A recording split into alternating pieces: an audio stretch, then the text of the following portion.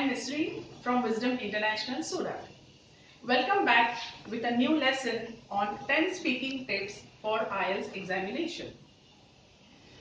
Speaking section consists of 3 modules and the time limit is between 11 to 15 minutes. Let us start with the 10 speaking tips for IELTS examination without further ado. First, be polite. By this we mean do not demean the real examiner. If you do not understand any question, do not ask what or do not ask direct questions. You can ask, excuse me, could you repeat the question please? This would also reflect that you know the English culture. Going forward, second is speak clearly. What happens sometimes is if the examiner do not understand what are your words, he may cut your marks. Speak clearly means be clear in your pronunciation and enunciation. For example, the first and the last syllable of the word should be heard clearly by the examiner. Clarity also reflects that you know the English language, and that is why they are over there and you are giving the examination, right? Moving forward. Third, give full answer. By this we mean do not answer in closed format.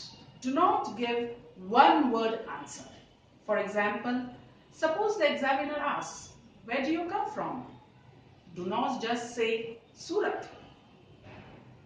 You could elaborate on it by saying, I hail from western part of Gujarat, Surat. Right? Because the examiner wants to check your range of vocabulary and the ability of speaking fluently. Right? I hope you have understood. Use descriptive words. By using descriptive words, we mean do not use overly used lazy words. For example, do not always use good, bad, fast, slow, because good and bad, these words have a very broad range. Depending on the sentence formation and the situation, you can substitute the word good by using words like rewarding, satisfying, interesting, informative. Suppose it is related to food, you may say tasty, delicious. Be specific in showing what you mean by the words good or bad or fast. You have words like accelerate to show when you have to use the word fast. Descriptive, if you are specific, you are showing the examiner that you can speak fluently and with a wide range of vocabulary. Right? Keep a steady pace. By pace, we mean the speed at which you are speaking. If you are unsure of what pace you should maintain, the best is speak slower than it is necessary so that the examiner understands you properly, clearly. Moving forward, explain uncommon words. By uncommon words, we mean the words which the examiner are not familiar with. Suppose you are an Indian student and the examiner is from UK or he is from Poland, Switzerland or Canada or Australia. He may not know the places you are speaking about. For example, he asks you, where do you come from? And you come from Amritsar. Amal sir, he may not know. He must have heard for the first time. So you may say that I come from Surat, western part of Gujarat, and a small town in Surat, Amritsar. What happens is, before you speak the word Amritsar, the examiner understands that yes, you are talking about a small town in western part of India. So even if he has not understood the word Amritsar, he knows what you are referring to, and he may not cut your marks and you may score a higher band. Right? Be formal. Here we mean is do not for granted. It is your English proficiency examination. So behave in a formal way. Do not take things casually. Right? Maintain good posture. You may be wondering, why have I mentioned this in speaking tips?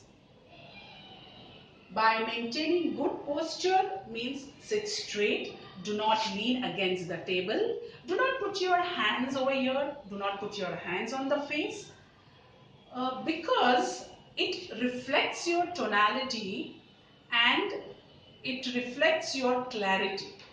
By putting your hand on the face, putting your hand on the desk, maybe, I saying maybe, you may not pronounce the words correctly, and it may demean the examiner and it may not reflect a politeness.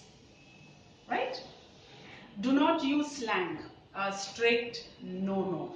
This is your official English speaking tests, and while speaking it is necessary that you use formal words.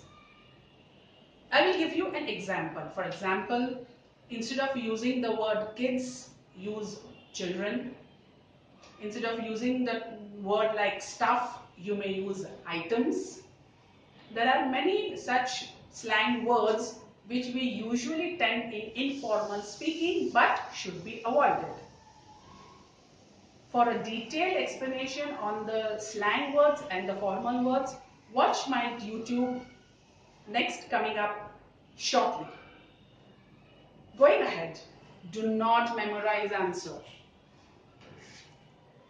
Many students have a habit of memorizing model answers. There is nothing wrong in it. You may refer the model answers, but what you have to do is just take the idea of the structure of the sentence they form, look into the expression they use, and try to understand how they have formed the sentence. Do not memorize. The examiner are experienced person, right? And they have a very high language acumen. Do not underestimate them. If you start speaking like a parrot, they may come to know and they may cut your marks or may not give you higher band score, right? A quick review: be polite, speak clearly, give full answer, use descriptive words, keep a steady pace, explain uncommon words, be formal, maintain good posture, do not use slang, and do not memorize answer. I am sure if you keep in mind these tips, you may score a very high good band, which will help you in your immigration purposes, in your PR purposes, or whatever purpose, or any other proficiency tests. This is applicable not only for IELTS, but this is true for IELTS, TOEFL, or any other English proficiency examination. Bye bye. See you.